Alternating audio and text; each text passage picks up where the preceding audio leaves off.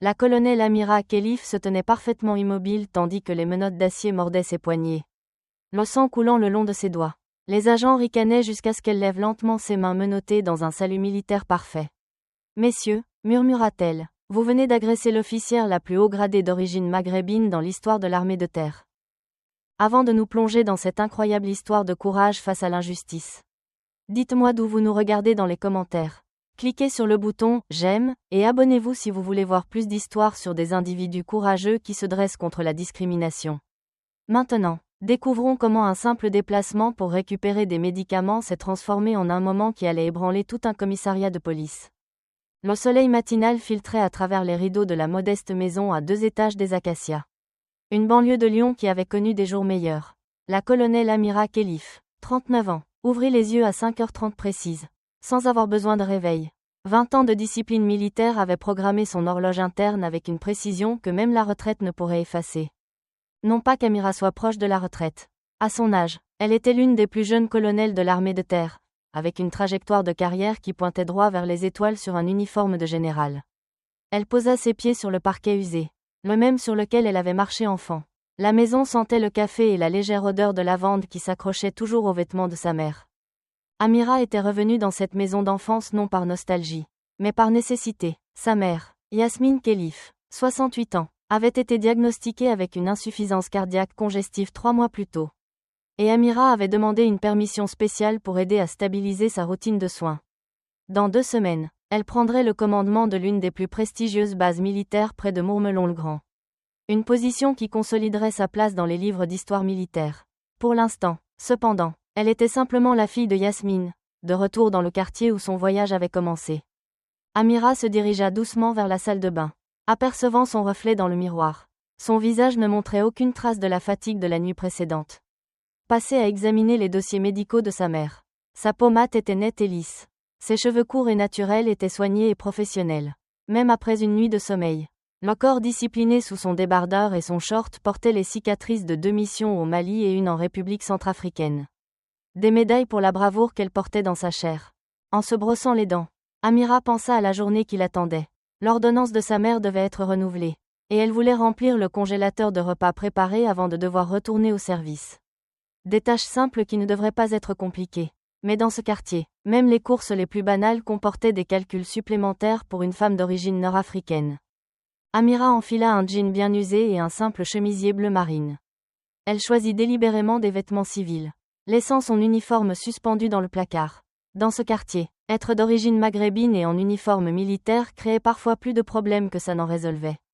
Invitant soit à une surveillance excessive, soit à des exigences de gratitude performative qu'elle trouvait tout aussi dégradantes. Elle descendit pour trouver sa mère déjà réveillée, assise à la table de la cuisine avec une tasse de thé. « Tu n'as pas à te lever si tôt, maman, » dit Amira en embrassant le front de sa mère. Yasmine Khelif leva les yeux vers sa fille avec les mêmes yeux déterminés qu'il avait élevés seul après la mort du père d'Amira. Tombée au Mali durant l'opération Barkhane. Je me lève à 7 heures depuis avant ta naissance. Je ne vais pas changer maintenant à cause d'un cœur fatigué. Amira sourit à l'entêtement de sa mère, reconnaissant la même qualité qui avait propulsé sa propre ascension dans les rangs. Je vais chercher tes médicaments aujourd'hui. Tu as besoin d'autre chose pendant que je suis dehors ? Yasmine secoua la tête. Fais juste attention, l'ambiance est tendue dehors. Ces manifestations de la semaine dernière ont mis la police sur les dents dans tout le quartier. Amira hocha la tête, ayant vu les reportages sur les manifestations contre les violences policières qui avaient eu lieu à quelques rues de chez elle. La mort d'un autre jeune homme non armé avait ravivé les flammes familières de l'indignation et des appels à la responsabilité. Tout ira bien, maman, je vais juste à la pharmacie et je reviens. Amira se versa un café et vérifia son téléphone. 3 appels manqués du capitaine Olivier Martin, son aide de camp, qui gérait les préparatifs pour son nouveau commandement. Elle le rappellerait plus tard. Pour l'instant, sa priorité était ici, pendant qu'elle sirotait son café. Les informations locales tournaient en sourdine sur la télévision de la cuisine. Un journaliste se tenait devant l'hôtel de ville, discutant d'une enquête interne de l'IGPN, la police des polices, sur la corruption au sein des forces de l'ordre. Plusieurs agents du district avaient été accusés de falsification de preuves, d'usage excessif de la force et de profilage racial. Amira regarda avec un intérêt professionnel, reconnaissant des schémas similaires à des cas de corruption qu'elle avait aidé à investiguer au sein de l'armée. Son téléphone sonna, affichant le nom de sa meilleure amie. Sarah Haddad avait grandi 3 maisons plus loin et était restée dans le quartier. Enseignant au lycée local. Salut Sarah, quoi de neuf? Répondit Amira. Je voulais juste savoir si tu sortais aujourd'hui. Dit Sarah, sa voix empreinte d'inquiétude. La présence policière a augmenté depuis les manifestations. Ils arrêtent tout le monde. Surtout ceux qui ont de belles voitures. Amira jeta un coup d'œil par la fenêtre à sa berline modeste mais bien entretenue. Merci pour l'avertissement, mais ça ira. Je vais juste chercher l'ordonnance de maman. Amira. Je suis sérieuse. Il ne joue pas franc jeu. Le fils des Harrison s'est fait contrôler 2 fois hier juste en allant au travail. J'apprécie. Sarah. La discipline militaire fonctionne dans les 2 sens. Je sais comment ne leur donner aucune excuse. Après avoir raccroché, Amira embrassa sa mère et attrapa ses clés. Je serai de retour dans 1 heure ou 2 au maximum, en sortant sur le perron. Amira remarqua une voiture de police qui roulait lentement dans la rue. Les agents à l'intérieur la regardèrent avec un intérêt non dissimulé alors qu'elle se dirigeait vers sa voiture. Amira garda ses mouvements délibérés et calmes. Maintenant le sang-froid qu'il avait porté à travers les échanges de tirs et les négociations militaires. Elle refusa de montrer la lassitude qui tendait immédiatement ses épaules. Alors qu'elle s'éloignait du trottoir, elle jeta un coup d'œil dans son rétroviseur. La voiture de police s'était arrêtée au coin de la rue. Les agents la regardant toujours. Amira prit une profonde inspiration et conduisit exactement à la vitesse autorisée. Se souvenant des mots de son père. Il y a longtemps, en uniforme ou non. Tu représentes toujours quelque chose de plus grand que toi, aujourd'hui. Elle représentait chaque personne d'origine maghrébine essayant simplement de rentrer chez elle en toute sécurité. Elle ne savait juste pas à quel point cet objectif simple deviendrait difficile. Amira conduisait prudemment dans les rues des Acacias. Les mains positionnées précisément à 10h10 sur le volant. La pharmacie n'était qu'à 15 minutes. Mais elle traça son itinéraire pour éviter les zones où manifestants et policiers s'étaient affrontés la semaine précédente. Elle ne prenait aucun risque, s'arrêtant complètement à chaque panneau stop, utilisant son clignotant bien à l'avance. Maintenant exactement la vitesse affichée. Dans son rétroviseur, elle remarqua une voiture de police qui sortait d'une rue et la suivait. Elle restait à 3 longueurs de voiture derrière. Pas assez proche pour être manifestement en filature, mais persistante à travers plusieurs virages. Amira reconnut la tactique de sa formation militaire en surveillance. Il la suivait, attendant la moindre infraction. Les 2 agents blancs dans le véhicule, dont les noms, Lefebvre et Moreau, étaient visibles lorsqu'ils passèrent sous un lampadaire. Maintenaient une distance constante. Amira garda son attention sur la route. Sa formation militaire prenant le dessus alors qu'elle se préparait mentalement à une éventuelle confrontation. Le quartier changea à mesure qu'elle avançait. Passant de la zone à majorité immigrée où vivait sa mère à la section plus commerçante où la pharmacie Belkacem servait la communauté depuis 3 générations. Le docteur Karim Belkacem avait succédé à son père. Maintenant l'entreprise indépendante malgré la pression des grandes chaînes qui tentaient de s'implanter. La voiture de police resta derrière elle alors qu'elle se garait sur le parking.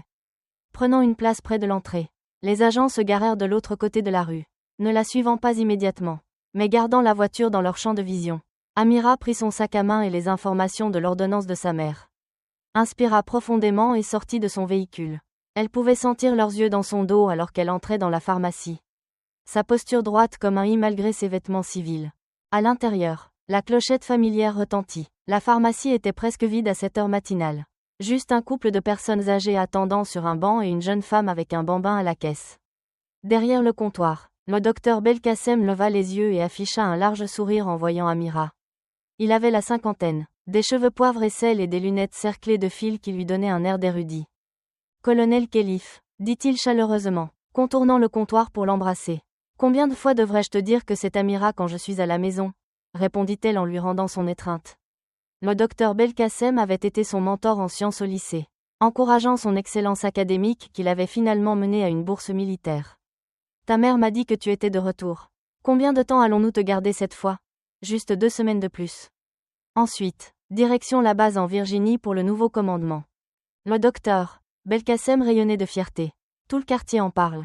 La première femme d'origine maghrébine a commandé cette base. Ton père aurait été si fier. Amira sourit. Bien que la mention de son père apporte toujours une douleur douce amère. Je suis ici pour les médicaments pour le cœur de maman. C'est l'heure du renouvellement. L'expression du docteur Belkacem devint sérieuse alors qu'il la guidait vers le comptoir. Baissant la voix, j'ai vu ces agents te suivre. Lefebvre et Moreau, ils ont causé des problèmes à beaucoup de gens ici. Amira hocha légèrement la tête. J'ai remarqué qu'ils s'intéressaient à moi. Ils font partie de ce groupe qui fait l'objet d'une enquête. Continua tranquillement le docteur Belkacem. Les mêmes qui ont malmené le fils du pasteur Martin le mois dernier. Il cible les belles voitures. Les professionnels d'origine maghrébine, comme s'ils ne supportaient pas de nous voir réussir. Amira garda une expression neutre. Je serai prudente. J'ai juste besoin de prendre les médicaments de maman et de rentrer. Le docteur Belkacem lui serra doucement le bras. Je te prépare ça tout de suite. Pendant qu'il retournait à son poste, Amira parcourait les allées, gardant un œil sur l'entrée. À travers les portes vitrées, elle pouvait voir la voiture de police toujours garée de l'autre côté de la rue. Les agents se tenaient maintenant à l'extérieur de leur véhicule. Observant la pharmacie, elle prit son temps pour choisir quelques articles supplémentaires dont sa mère pourrait avoir besoin. Maintenant son calme tout en calculant mentalement le risque croissant. Près du fond du magasin, elle remarqua un jeune adolescent noir, peut-être 16 ans, suivi de près par le vigile du magasin. Un homme blanc corpulent avec un air renfrogné gravé sur le visage. Le garçon, portant un jean et un sweat à capuche malgré le temps chaud, gardait la tête baissée en regardant les boissons énergisantes dans le réfrigérateur. Le vigile maintenait une proximité inconfortable, profilant clairement le jeune homme. Amira regarda l'adolescent choisir une boisson et se diriger vers la caisse. Le vigile se mit devant lui. « Vide tes poches », exigea-t-il assez fort pour que tout le monde entende. L'adolescent se figea. « Je n'ai rien pris », dit-il, sa voix se brisant légèrement. « J'ai dit, vide-les », insista le garde en se rapprochant. Amira posa son panier et s'approcha à pas mesurés. « Y a-t-il un problème ici ?» demanda-t-elle, sa voix portant l'autorité naturelle qui commandait des unités de marine. Le vigile la regarda avec dédain. « Ça ne vous regarde pas, madame. » Amira se positionna légèrement entre le garde et l'adolescent. « Je crois que ça me concerne quand je vois un client se faire harceler sans raison. » Elle se tourna vers le jeune homme. « Comment t'appelles-tu, Bilal ?» répondit-il doucement. « Je suis juste venu prendre quelque chose à boire avant d'aller au lycée. » Amira hocha la tête et se retourna vers le vigile. « Monsieur Bilal fait simplement un achat. À moins que vous ne l'ayez personnellement vu dissimuler de la marchandise. Vous n'avez aucun motif pour le retenir. » Le vigile bomba le torse. « Écoutez, madame, je fais juste mon travail. Ces jeunes viennent ici tout le temps et dépensent leur argent comme n'importe quel autre client. » L'interrompit fermement Amira. « Il se trouve que j'ai une certaine expérience des protocoles de détention appropriés grâce à mon travail au sein de l'armée de terre française. Je serais ravie de discuter des ramifications légales de la détention illégale si vous le souhaitez. » À la mention de l'armée de terre, le comportement du vigile changea légèrement. Il toisa Amira de haut en bas, essayant peut-être de concilier son apparence civile avec son affirmation confiante. « Peu importe, » marmonna-t-il en reculant finalement. « Gardez juste un œil sur lui. » Alors que le garde s'éloignait, Bilal regarda Amira avec un mélange de gratitude et de peur résiduelle. « Merci, madame. De rien, Bilal. Va faire ton achat. » Alors que l'adolescent se dirigeait vers la caisse, le docteur Belkacem s'approcha avec les médicaments de Yasmine. « L'ordonnance de votre mère est prête, » dit-il en tendant un sac blanc à Amira. « J'ai inclus des informations sur le nouveau schéma posologique recommandé par le cardiologue. » Amira le remercia et se dirigea vers la caisse, payant les médicaments et ses autres articles. En terminant sa transaction, elle jeta de nouveau un coup d'œil à l'extérieur. Les agents se tenaient maintenant directement devant le magasin, attendant clairement. Le docteur Belkacem suivit son regard. « Attends peut-être quelques minutes. J'aurais besoin de tes conseils sur quelque chose à l'arrière. » Amira secoua la tête. Retarder ne fera qu'empirer les choses. Ils cherchent une raison, et fuir leur en donnerait une. Elle redressa les épaules et prit une profonde inspiration. « J'apprécie ton inquiétude, Karim, mais j'ai affronté pire. » Le docteur Belkacem semblait inquiet, mais hocha la tête. « Je regarderai et j'enregistrerai si besoin. » Amira lui adressa un petit sourire. « Espérons que ça n'en arrive pas là. » Elle rassembla ses sacs, vérifia que son portefeuille et sa carte d'identité étaient facilement accessibles, et se dirigea vers la sortie, se préparant mentalement à ce qui allait se passer. Alors qu'elle poussait la porte, le soleil du matin l'aveugla momentanément, et les deux agents s'avancèrent immédiatement, lui barrant le chemin vers sa voiture. « Madame, pouvons-nous vous parler un instant ?» demanda l'agent Lefebvre, la main posée nonchalamment près de son étui. Il était grand et large d'épaules, avec des cheveux blonds coupés courts et des yeux bleus pâles qui regardaient Amira avec une indifférence étudiée. Son partenaire, l'agent Moreau, se positionna légèrement sur le côté, bloquant efficacement le passage d'Amira vers sa voiture. Il était plus petit mais plus trapu, avec des cheveux sombres et un air renfrogné permanent qui suggérait qu'il trouvait le monde perpétuellement décevant. Amira s'arrêta, maintenant une distance respectueuse, sa posture droite mais non menaçante. « Bien sûr, messieurs les agents, comment puis-je vous aider ?» répondit-elle d'une voix égale. L'agent Lefebvre désigna sa voiture. « Votre véhicule correspond à la description d'un véhicule impliqué dans un vol à main armée signalé il y a environ 20 minutes. » Pouvez-vous nous dire ce que vous faites dans ce secteur? Amira garda une expression neutre malgré la reconnaissance du prétexte évident. Il n'y avait eu aucun rapport de vol aux informations ce matin. Et elle était avec sa mère jusqu'à son départ pour la pharmacie. Je viens chercher des médicaments sur ordonnance pour ma mère, répondit-elle en soulevant légèrement le sac de la pharmacie. J'habite dans le quartier. Les yeux de l'agent Moreau se plissèrent alors qu'il regardait sa voiture. Puis de nouveau Amira. C'est un beau véhicule pour ce quartier. De quelle année est-il? L'implication était claire dans son ton. Amira refusa de mordre à l'hameçon. C'est un modèle de 2022. Je l'ai acheté l'année dernière avant de revenir à Lyon. Revenir d'où? Insista Lefebvre en se rapprochant un peu. J'ai été stationné sur diverses bases militaires au cours des 20 dernières années. Je suis actuellement en permission pour m'occuper de ma mère. L'agent Lefebvre échangea un regard avec son partenaire. Militaire, hein? Vous avez une pièce d'identité sur vous? Amira hocha la tête. Oui, j'ai mon permis de conduire. Elle mit lentement la main dans son sac à main. Ses mouvements délibérés et visibles. Elle sortit son portefeuille et en extraya son permis de conduire français. Ne sortant délibérément pas sa carte d'identité militaire.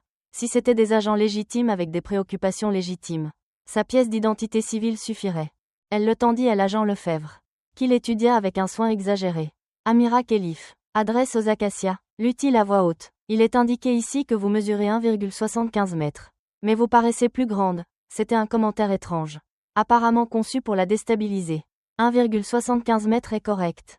Répondit calmement Amira. Moreau fit le tour derrière elle, regardant par les vitres de sa voiture. Dans quelle branche de l'armée avez-vous dit que vous étiez? Je n'ai pas précisé. Mais je sers dans l'armée de terre française. Lefebvre lui rendit son permis avec un sourire en coin. L'armée de terre, hein? Je ne vous aurais pas imaginé militaire. La plupart des soldats que je connais ont l'air un peu plus rustiques. Les sous-entendus racistes et sexistes étaient évidents. Mais Amira maintint son sang-froid. Y a-t-il quelque chose de spécifique concernant mon véhicule qui correspond à votre rapport de vol? J'aimerais éclaircir cela rapidement car ma mère attend ses médicaments. Au lieu de répondre, Lefebvre parla dans sa radio. Centrale. Nous allons avoir besoin d'une vérification d'antécédents sur une Amira Khelif. Il récita les informations de son permis. Observant sa réaction, Amira resta immobile, le visage impassible. À ce moment-là, plusieurs clients étaient sortis de la pharmacie et observaient l'interaction. Certains ayant sorti leur téléphone pour enregistrer la scène. Le docteur Belkacem se tenait sur le seuil de la porte. Le visage empreint d'inquiétude. Pendant que nous attendons ces informations. Cela vous dérangerait-il si nous jetions un œil dans votre véhicule? Demanda Moreau. Bien que son ton indique clairement que ce n'était pas vraiment une question. En fait, cela me dérangerait, répondit fermement Amira. Je ne consens pas à la fouille de mon véhicule. À moins que vous n'ayez une cause réelle et sérieuse ou un mandat. J'aimerais poursuivre mon chemin. L'expression de Lefebvre se durcit. Madame, nous avons des raisons de croire que votre véhicule a été impliqué dans un crime. Ce qui nous donne une cause réelle et sérieuse. Amira secoua légèrement la tête. Avec tout le respect que je vous dois. Agent, une vague affirmation selon laquelle ma voiture correspond à une description sans aucun détail ne constitue pas une cause réelle et sérieuse en vertu de la loi. Si vous avez des informations spécifiques sur la marque, le modèle, la plaque d'immatriculation et les signes distinctifs qui correspondent à mon véhicule, je serais ravi de les entendre. La radio sur l'épaule de Lefebvre crépita. Aucun mandat en cours pour Amira Khelif. Rapporta la voix du répartiteur. La mâchoire de Lefebvre se crispa visiblement. Compris, répondit-il. Puis il reporta son attention sur Amira. Vous semblez en savoir beaucoup sur la loi pour quelqu'un qui vient juste chercher des médicaments, comme je l'ai mentionné. Je sers dans l'armée. Comprendre les protocoles juridiques fait partie de ma formation. À présent, la petite foule de badauds avait grandi. Amira remarqua que plusieurs personnes avaient leur téléphone sorti. Enregistrant l'interaction, l'agent Lefebvre sembla le remarquer aussi. Son attitude changeant légèrement avec la conscience d'être filmé. Écoutez, on peut faire ça gentiment ou difficilement, dit-il en baissant la voix. Militaire ou pas, vous ne coopérez pas à une enquête de police. Avant qu'Amira ne puisse répondre, une troisième voiture de police arriva et le sergent Dubois en sortit. Il était plus âgé que les autres agents, avec des cheveux grisonnants aux tempes et la démarche assurée de quelqu'un habitué à l'autorité. Quelle est la situation ici? Demanda-t-il en s'approchant. Lefebvre se redressa légèrement. Suspecte possible dans le vol de la rue Jefferson. Sergent, le véhicule correspond à la description et elle ne coopère pas. Amira maintint son calme. Sergent, j'ai fourni ma pièce d'identité et expliqué ma présence ici. Je viens simplement chercher des médicaments pour ma mère et j'ai refusé la fouille de mon véhicule. Ce qui est mon droit légal en l'absence de cause réelle et sérieuse. Le sergent Dubois la toisa de haut en bas. puis jeta un coup d'œil à la foule grandissante de spectateurs avec leur téléphone enregistreur. Son expression se durcit. Les agents Lefebvre et Moreau m'ont informé que vous étiez conflictuel et que vous avez fait des déclarations menaçantes. Le mensonge flagrant frappa Amira comme un coup physique. Mais son visage ne révéla rien. C'est catégoriquement faux. Sergent, l'interaction a été enregistrée par de multiples témoins. Elle fit un léger geste en direction des passants. Dubois ignora sa déclaration. Posez vos sacs sur le capot de la voiture et mettez vos mains où je peux les voir. Ce qui avait commencé comme une simple course à la pharmacie dégénérait en quelque chose de bien plus dangereux. À ce moment, Amira reconnut que ce n'était pas du harcèlement aléatoire, mais un ciblage délibéré. Ses agents, faisant partie du groupe faisant l'objet d'une enquête pour inconduite, créaient une situation. Avez-vous déjà été dans une situation où vous saviez immédiatement que quelque chose n'allait pas? Commentez ci-dessous. Si vous avez déjà ressenti cette intuition face à quelqu'un en position d'autorité qui abusait de son pouvoir. Aimez et abonnez-vous si vous croyez qu'il est important de défendre ses droits. Même lorsque c'est difficile. La question à laquelle Amira était maintenant confrontée était cruciale. Devait-elle se conformer à des demandes illégales pour désamorcer la situation? Ou rester fermement sur ses droits légaux au risque d'une nouvelle escalade? Que feriez-vous à sa place? Voyons ce qui s'est passé ensuite dans cette incroyable histoire vraie. Madame, je ne le demanderai pas une seconde fois. Posez vos sacs sur le capot et mettez vos mains où je peux les voir. Ordonna le sergent Dubois, sa voix portant le poids d'un homme habitué à une obéissance immédiate. Amira calcula ses options dans la fraction de seconde qui suivit. En tant qu'officier, elle était formée pour évaluer les niveaux de menace et répondre de manière appropriée. Ses agents créaient une situation dangereuse. Mais résister physiquement ne ferait que leur donner l'excuse qu'ils semblaient chercher. Avec des mouvements délibérés, elle posa son sac de pharmacie sur le capot de sa voiture et tendit les mains sur les côtés. Paume vers l'avant, dans une position non menaçante. Je me conforme à vos instructions. Sergent, mais je tiens à préciser que je n'ai rien fait de mal et que je ne consens à aucune fouille. La foule de badauds avait grossi, avec au moins une douzaine de personnes observant depuis le trottoir et l'entrée de la pharmacie. Le docteur Belkacem s'était rapproché, son téléphone enregistrant clairement l'interaction. L'agent Lefebvre le remarqua et fit un pas menaçant dans sa direction. Monsieur, vous devez reculer immédiatement. Le docteur Belkacem ne bougea pas. Je suis sur la propriété de mon commerce. Agent, cette femme est ma cliente et mon amie. C'est une enquête de police. Aboya Lefebvre. Si vous interférez, vous serez arrêté pour obstruction. Amira croisa le regard du docteur Belkacem et secoua légèrement la tête. C'est bon, Karim, dit-elle calmement. S'il te plaît, recule, mais continue d'enregistrer. Elle savait que cette documentation serait cruciale plus tard. L'agent Moreau saisit le bras droit d'Amira et la fit pivoter brusquement, la poussant contre le côté de sa voiture avec une force inutile. L'impact lui coupa le souffle momentanément, mais elle maintint son sang-froid, n'offrant aucune résistance qui pourrait être mal interprétée. Les mains derrière le dos, ordonna Moreau, bien qu'il lui torde déjà les bras pour les mettre en position. Amira obtempéra, gardant sa respiration régulière malgré l'inconfort. Vous me faites mal inutilement. Agent, déclara-t-elle clairement, assez fort pour que les appareils d'enregistrement captent. Je ne résiste pas.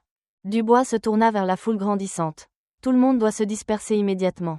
C'est une affaire de police. Personne ne bougea. Au lieu de cela, d'autres téléphones sortirent, capturant la scène sous plusieurs angles.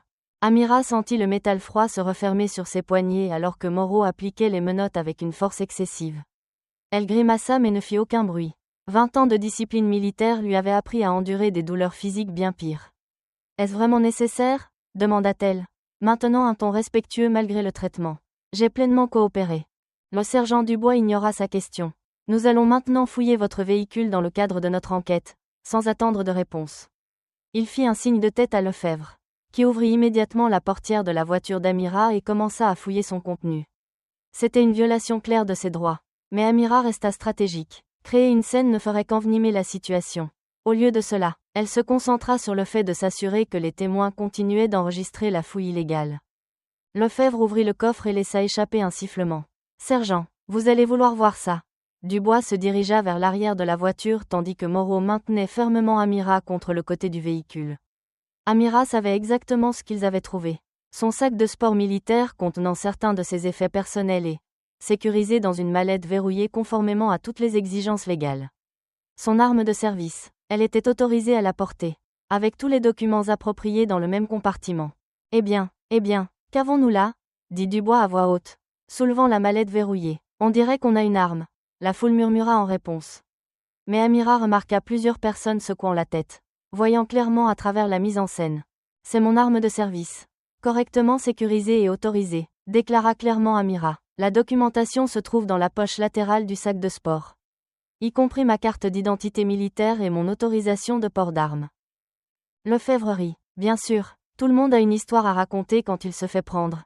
Il ignora délibérément la poche qu'elle avait indiquée. Continuant plutôt à fouiller ses affaires personnelles avec une minutie théâtrale. Amira resta immobile, douloureusement consciente du serrement des menottes. Elle pouvait sentir un liquide chaud couler le long de ses doigts et réalisa que les menottes trop serrées avaient entaillé la peau de ses poignets. Pourtant, elle maintint sa prestance militaire, se tenant droite malgré la pression contre la voiture. « Sergent Dubois », dit-elle d'une voix égale, « vous et vos agents menez actuellement une fouille et une détention illégale. Je me suis identifié et j'ai expliqué ma présence ici. Il n'y a aucune cause réelle et sérieuse pour cette fouille. Et vous me causez des blessures physiques avec des contentions mal appliquées. » Dubois s'approcha d'elle, se tenant inconfortablement près. « Écoutez-moi bien, dit-il, sa voix basse et menaçante. Je me fiche du fantasme militaire que vous jouez dans ce quartier. Quand la police donne des ordres, vous obéissez, compris ? La tactique d'intimidation flagrante aurait pu fonctionner sur quelqu'un sans la formation et l'expérience d'Amira. Au lieu de cela, elle soutint son regard fermement. « Je comprends parfaitement, sergent. Je comprends aussi le droit constitutionnel et les procédures policières appropriées. Ce qui se passe en ce moment n'est ni l'un ni l'autre. » Le visage de Dubois rougit de colère. « Vous poussez vraiment le bouchon. Madame, jouer la carte militaire ne vous aidera pas ici. » Amira ne répondit pas à la provocation, tournant plutôt son attention vers les témoins rassemblés. « Mon nom est colonel Amira Khelif, de l'armée de terre française. Je suis détenu sans motif et privé de mes droits constitutionnels. J'apprécierais que quelqu'un contacte le commissariat central pour signaler cet incident. » La mention de son grade fit reculer légèrement Dubois. L'incertitude vacilla sur son visage pour la première fois. Lefebvre sortit de la voiture en fouillant son portefeuille. Carte d'identité militaire. Hein ? Voyons ça. Il fouilla dans son portefeuille. En sortit sa carte d'identité militaire. Son expression changea en l'étudiant. Puis il la montra à Dubois. Pendant un instant, le doute traversa les traits du sergent. Mais il se reprit rapidement. Il y a beaucoup de fausses cartes d'identité. Nous vérifierons ça au poste. Il se tourna de nouveau pour s'adresser à la foule. C'est une affaire de police officielle. Toute personne qui interfère sera arrêtée. Une femme âgée dans la foule cria. Nous n'interférons pas. Nous sommes juste témoins. Elle n'a rien fait de mal. Plusieurs autres murmurèrent leur accord. La situation était sur le fil du rasoir. Amira pouvait voir Dubois calculer ses options, réalisant que le scénario ne se déroulait pas comme il l'avait probablement prévu. Trop de témoins, trop d'appareils d'enregistrement. Pourtant, reculer maintenant signifierait perdre la face. Amira regarda sa fierté l'emporter sur la raison. Agent Lefebvre, placez l'arme sous scellé. Agent Moreau, mettez Madame Khelif dans la voiture de patrouille. Nous l'emmenons pour possession d'armes à feu non déclarées et obstruction à la justice. L'arme est dûment déclarée, répéta calmement Amira, et je n'ai fait obstruction à rien. Cette détention est illégale. Dubois s'approcha de nouveau, sa voix tombant à un murmure que seule Amira pouvait entendre. Vous vous croyez spécial parce que vous jouez aux soldats. Quand on en aura fini avec vous, votre belle carrière militaire sera terminée. On sait comment s'occuper des gens qui ne montrent pas le respect dû. La menace était sans équivoque. Et Amira sentit un frisson qui n'avait rien à voir avec l'air matinal. Ces agents ne se livraient pas seulement à du harcèlement occasionnel ou à du profilage. C'était de l'intimidation délibérée de la part d'agents déjà sous enquête. Des agents qui n'avaient rien à perdre. Alors que Moreau la guidait brutalement vers la voiture de patrouille. Amira remarqua un SUV noir qui entrait sur le parking de la pharmacie. Un grand homme blanc en chemise et cravate impeccable en sortit. Observant la scène avec un calcul froid. Elle le reconnut immédiatement grâce au reportage sur l'enquête de corruption policière. Le lieutenant Mercier, l'un des officiers supérieurs cités dans de multiples plaintes pour inconduite. Son arrivée confirma ses soupçons, ce n'était pas une rencontre fortuite. Elle était délibérément ciblée, peut-être comme une démonstration de force pour le quartier, peut-être en représailles contre la communauté pour avoir coopéré avec l'enquête interne. Alors qu'on la poussait à l'arrière de la voiture de patrouille, Amira maintint sa prestance militaire. Son expression ne révélant rien de son inquiétude croissante. La foule continuait d'enregistrer, certains criant des mots de soutien. Le docteur Belkacem se tenait là, son téléphone bien haut, documentant tout. Amira croisa son regard alors que la portière de la voiture se fermait, lui adressant un léger signe de tête. Un message silencieux passait entre eux. Ne t'inquiète pas, je sais exactement ce que je fais. Mais alors que la voiture de patrouille s'éloignait de la pharmacie, Amira regarda par la fenêtre le lieutenant Mercier, qui observait avec satisfaction. Et elle se demanda si sa confiance était mal placée. La situation avait dépassé le simple cas de profilage racial. Elle était maintenant sous la garde d'agents qui avaient démontré une volonté claire d'abuser de leur autorité. Des agents qui pourraient avoir toutes les raisons de s'assurer qu'elle ne pourrait pas témoigner de ce qu'elle avait vu aujourd'hui. Alors qu'il s'éloignait des témoins et des caméras, Amira sentit la piqûre des menottes trop serrées s'enfoncer plus profondément dans ses poignets et se prépara à ce qui pourrait suivre. La voiture de patrouille s'éloigna du parking de la pharmacie, laissant derrière elle la foule de témoins inquiets. À travers la lunette arrière, Amira pouvait voir le docteur Belkacem parler urgemment dans son téléphone tout en continuant d'enregistrer le véhicule de police qui partait. L'agent Moreau conduisait tandis que le sergent Dubois était assis sur le siège passager, jetant de temps en temps un regard en arrière à Amira avec un mépris à peine voilé. L'agent Lefebvre suivait dans une voiture séparée avec le lieutenant Mercier. La radio crépita avec les communications du central. Mais les agents avaient baissé le volume, échangeant des regards entendus alors qu'ils prenaient délibérément un itinéraire qui, Amira le réalisa rapidement, n'était pas le chemin direct vers le commissariat. Sacrée scène là-bas, commenta nonchalamment Dubois. Beaucoup de gens semblent penser que vous êtes quelqu'un de spécial. Amira resta silencieuse, se concentrant plutôt sur les rues qu'ils empruntaient. Ils s'éloignaient des artères principales, prenant un itinéraire sinueux à travers des zones moins peuplées du quartier. Sa formation militaire prit le dessus alors qu'elle cartographiait mentalement leur emplacement, mémorisant les noms de rues et les points de repère. Les menottes s'enfonçaient plus profondément dans ses poignets à chaque virage, le métal glissant de son sang. Dubois se tourna sur son siège pour la regarder directement. Plus si bavarde maintenant, n'est-ce pas? Tout ce jargon juridique disparaît quand il n'y a plus de public. Amira soutint son regard fermement. J'exerce mon droit de garder le silence jusqu'à ce que j'aie un avocat. Je n'ai commis aucun crime et je m'attends à être traité selon la procédure appropriée. Dubois rit, un son rauque et sans humour. La procédure appropriée, c'est mignon. Vous savez ce qui arrive aux gens qui manquent de respect aux agents dans ce commissariat? Ils se perdent parfois dans le système pendant un certain temps. Les papiers se perdent, les appels téléphoniques n'aboutissent pas. La menace était sans équivoque. Amira nota que Moreau avait éteint la caméra de bord de la voiture de patrouille. Une autre violation du protocole qui confirmait ses soupçons sur leurs intentions. Par les fenêtres, elle pouvait voir qu'ils traversaient maintenant une zone industrielle avec peu de piétons ou de commerce. L'endroit parfait pour que quelque chose tourne mal. Elle devait adapter sa stratégie. Mon commandant attend mon appel dans l'heure, déclara-t-elle calmement. Si je ne me signale pas, des protocoles seront initiés. Ce n'était pas entièrement vrai. Mais elle devait établir que son absence serait rapidement remarquée. Dubois ne sembla pas impressionné. Les protocoles militaires ne signifient pas grand-chose dans notre juridiction. Colonel. La façon dont il accentua son grade montrait clairement qu'il ne croyait pas en ses qualifications. Et qui va venir vous chercher exactement? Votre genre parle toujours beaucoup de relations. L'implication raciste flottait dans l'air. Mais Amira refusa de répondre à la provocation. Au lieu de cela, elle se concentra sur la collecte d'informations qui pourraient plus tard être utilisées comme preuve. Agent Moreau, matricule 8743, dit-elle clairement en lisant le numéro sur son uniforme. Sergent Dubois, matricule 5190. Lieutenant Mercier, matricule 3271. Agent Lefebvre, matricule 6892. Dubois se retourna de nouveau, son expression s'assombrissant. Qu'est-ce que vous croyez faire? M'assurer que j'ai des informations exactes pour mon rapport, répondit Amira d'une voix égale. Ainsi que pour la fouille illégale de mon véhicule. L'usage excessif de la force lors de l'application des contentions. Et maintenant le détournement délibéré de l'itinéraire direct vers le commissariat. Moreau parla pour la première fois depuis qu'ils avaient quitté la pharmacie. Sergent, elle note les numéros de matricule. Le visage de Dubois rougit de colère. Tu crois que ça compte? Ce sera votre parole contre la nôtre.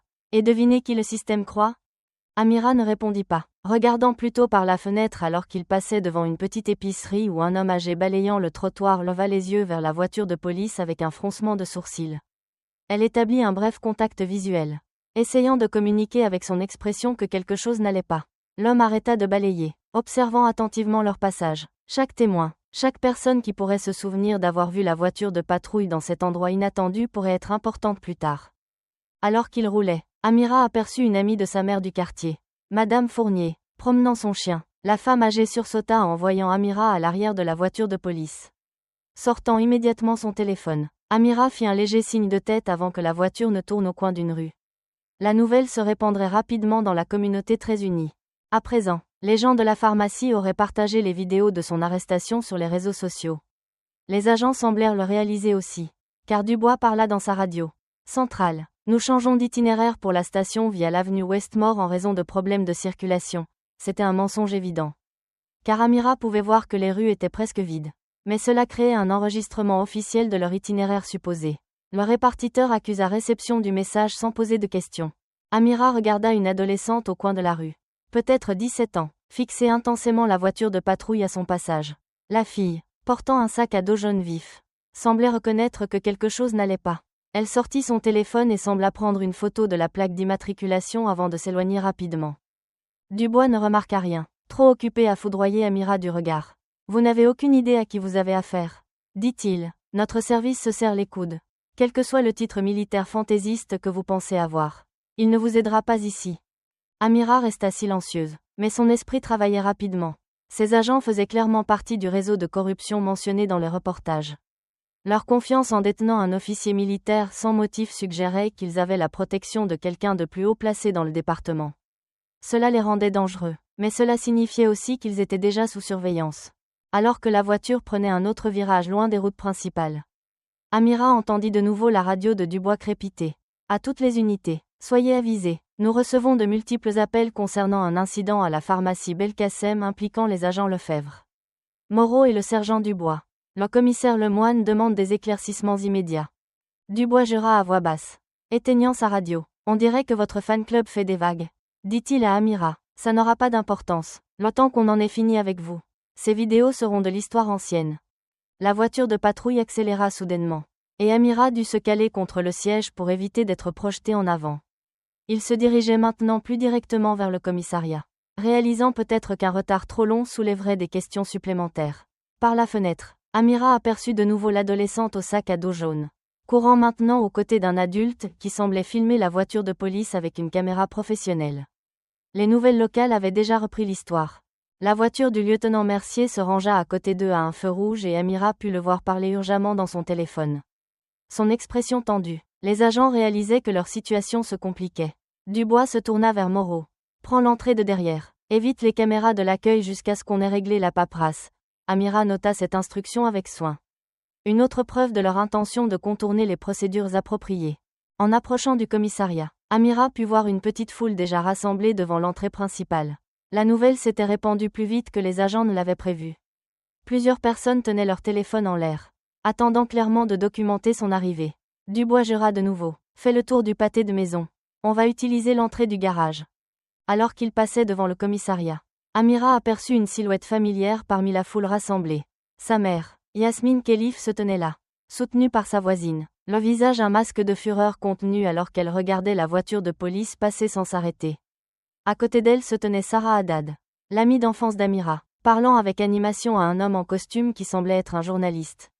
La communauté s'était mobilisée avec une rapidité étonnante.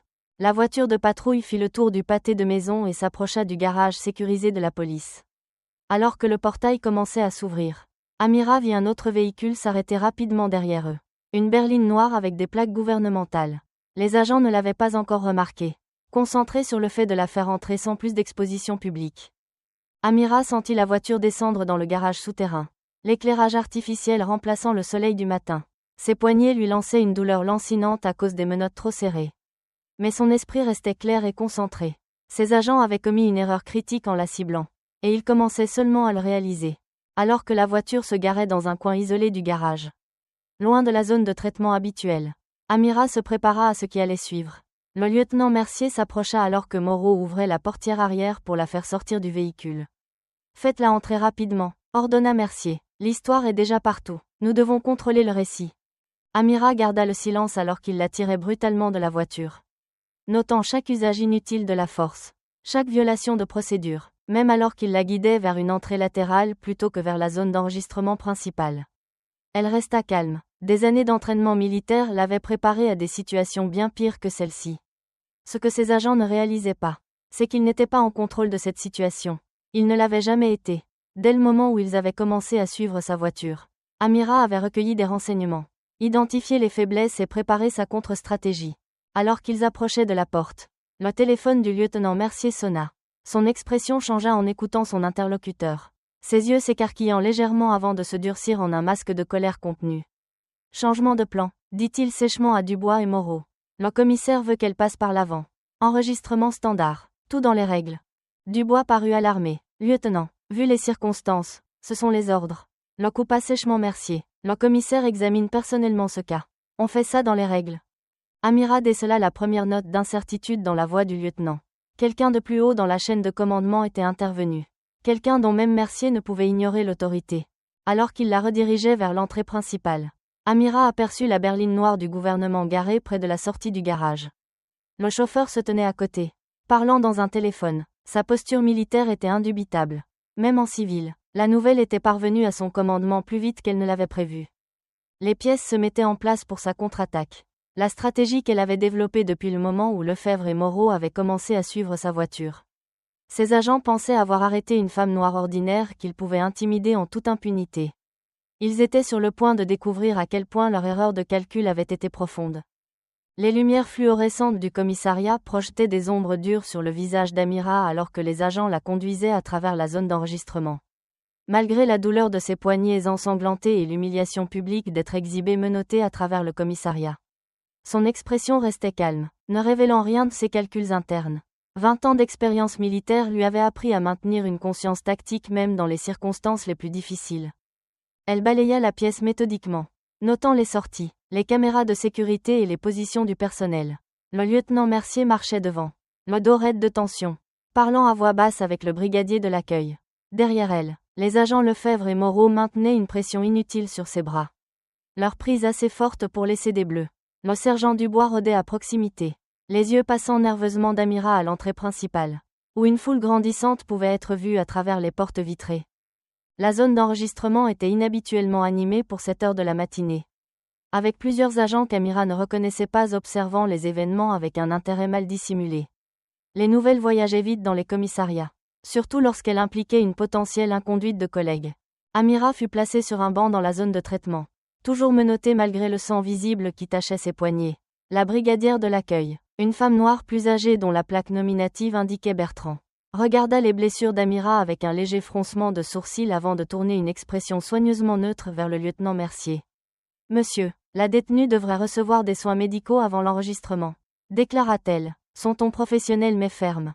Mercier fit un geste dédaigneux. « Elle va bien, elle fait juste du cinéma. » Amira établit un contact visuel direct avec la brigadière Bertrand. Une communication silencieuse entre deux femmes professionnelles qui comprenaient exactement ce qui se passait. L'expression de Bertrand ne révéla rien, mais elle prit une note délibérée dans le registre, documentant l'heure et les blessures visibles d'Amira. C'était un petit acte de professionnalisme qui pourrait s'avérer significatif plus tard. Alors qu'Amira était assise sur le banc dur, elle repensa à des situations similaires qu'elle avait rencontrées pendant sa carrière militaire au Mali. Elle avait déjà été détenue par des chefs de guerre locaux lors d'une mission de collecte de renseignements. Elle avait alors gardé son sang-froid, collectant soigneusement des informations en attendant le bon moment pour révéler sa véritable identité et ses relations. Les mêmes principes s'appliquaient ici, bien qu'elle n'ait jamais pensé avoir besoin de ses compétences sur le sol français. Son esprit revint 3 ans en arrière, lorsqu'elle avait mené une enquête interne sur la corruption dans une chaîne d'approvisionnement militaire. Plusieurs officiers de haut rang détournaient du matériel pour le vendre au marché noir. Croyant que leur grade les protégerait, Amira avait méthodiquement rassemblé des preuves, construisant un dossier en béton avant d'agir. Lorsque les arrestations eurent finalement lieu, les officiers corrompus furent stupéfaits de découvrir que la colonelle discrète et sans prétention qu'ils avaient sous-estimée documentait leurs crimes depuis des mois. Maintenant, en regardant Mercier, Dubois, Lefebvre et Moreau conféraient à voix basse et pressée. Elle reconnaissait les mêmes schémas de comportement. Les regards nerveux, les disputes chuchotées, la prise de conscience croissante qu'ils avaient fait une grave erreur de calcul.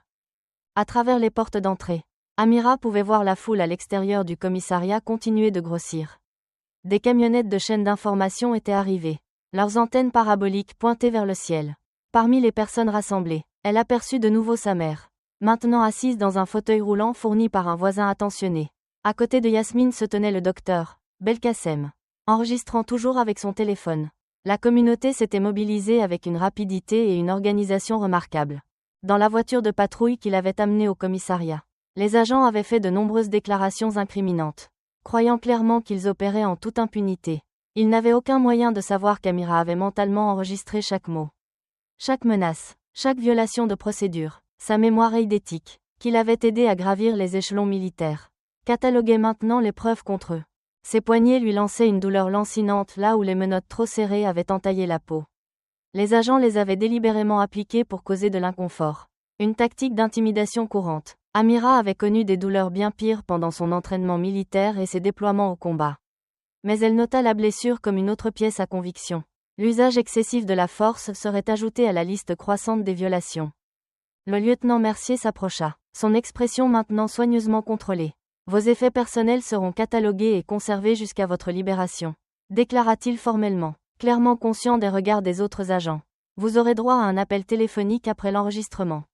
Amira répondit avec une précision calme. J'exige des soins médicaux immédiats pour les blessures subies lors de mon arrestation. Je demande également formellement que ces menottes soient desserrées car elles ont causé des plaies ouvertes à mes poignets.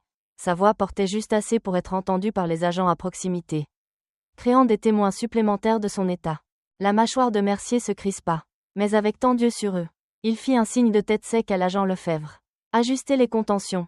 Lefebvre s'approcha, à contre-cœur, desserrant marginalement les menottes. Même ce léger soulagement envoya des vagues de douleur dans les mains d'Amira alors que la circulation sanguine commençait à revenir.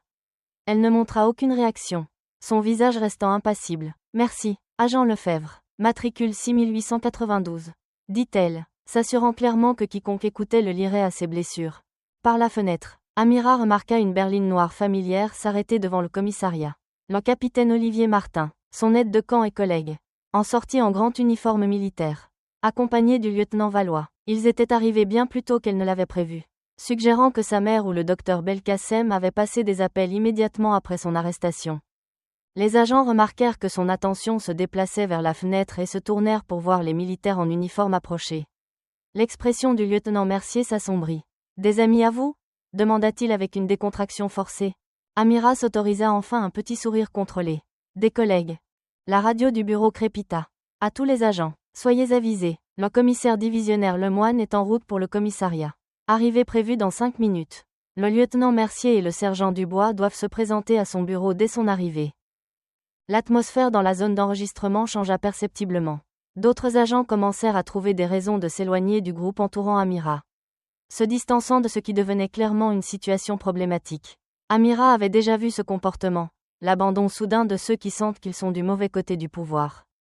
À travers les fenêtres, elle pouvait maintenant voir plusieurs équipes de télévision installer leur équipement. L'histoire prenait de l'ampleur rapidement. Elle pensa aux adolescents qui avaient été témoins de son arrestation, aux membres de la communauté qui s'étaient immédiatement mobilisés, aux clients de la pharmacie qui avaient enregistré la confrontation initiale. En la ciblant, ces agents avaient involontairement créé exactement le genre d'incident public qui pourrait faire éclater l'enquête sur la corruption plus large. Le téléphone du bureau sonna et la brigadière Bertrand y répondit, son expression soigneusement neutre pendant qu'elle écoutait. Oui, monsieur, elle est ici, à l'enregistrement. Non, monsieur, pas encore traité. Elle jeta un coup d'œil à Amira, puis à Mercier. Oui, monsieur, compris. Elle raccrocha et s'adressa au lieutenant. Le commissaire Lemoine ordonne l'arrêt de toute procédure jusqu'à son arrivée. La détenue doit rester dans la zone d'enregistrement et du personnel médical est dépêché pour évaluer ses blessures.